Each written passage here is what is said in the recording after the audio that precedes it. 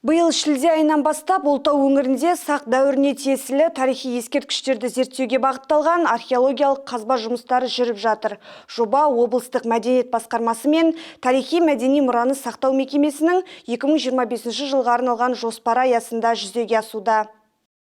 Археологиялық зерттеулер қазіргі таңда Ұлытау 1 және Ұлытау 2 деп аталатын екі нысанда жүргізілуде. Археологтардың айтуынша бұл ескерткіштер тасмола мәдениетіне тиесілі. Мамандар бұл жерде мәртебесі жоғары тұлға жерленген деп топшылап отыр.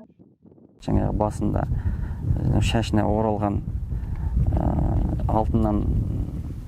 алтын қаңылтырдан иректеп жасалған бір бұйымдар бар.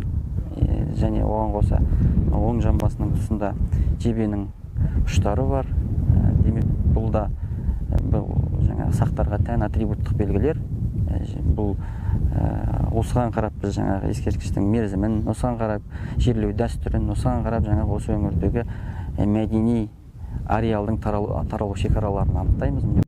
Қазба барысында табылған материалдар алдағы уақытта зертханалық сараптамадан өтеді. Жалпы Ұлытау тарихы терең, шежіреге бай мекен. Мұнда археологиялық зерттеу жүргізу ғылым үшін де, маман үшін де, болашақ археолог болуды мақсат еткен жас студенттер үшін де аса маңызды. Зерттеу жұмыстарына тарихи мәдени мұраны зерттеу орталығының мамандары мен еліміздің әр өңірінен келген студенттер тартылған. Олардың қатарында Астана халықаралық университеті мен Әл-Фараби атындағы Қазақ ұлттық университетінің магистранттары мен докторанттары да бар. Қазіргі таңда біз Ұлытау ауданы өңірінде көне сақ қорғандарында қазба жұмыстарын жүргізіп жатырмыз. Бізге болашақ тарихшы, болашақ археолог ретінде бұл өте үлкен тәжірибе деп айтуға болады. Себебі жалпы Ұлытау өңірі тарихқа өте бай өңір болғандықтан біз үшін бұл өте қызық тәжірибе болып жатыр. Біздің жетекшіміздің бастауымен біз жаңа тәжірибе алып, жаңа білім өзіміз үшін жаңа тәжірибе алып жатырмыз деуге болады. Тарихи мәдени мұраны сақтау орталығының директоры Мұхтар Бақытұлының айтуынша, өңірде археологиялық жұмыс тек Ұлытау ауданында ғана емес, облыс аумағындағы 7 нысанда, 2 бағытта жүріп жатыр.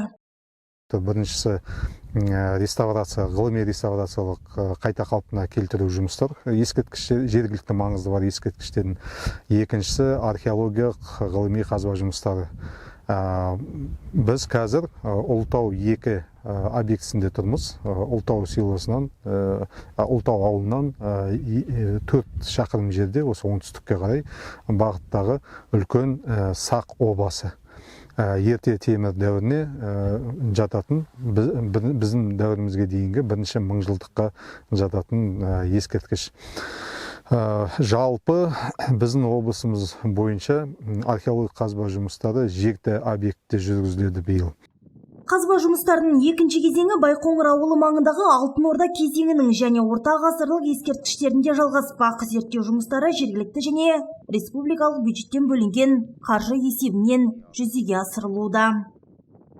Гүлмұрат Қызыбек Жанмұратұлы, Ұлытау телеарнасы.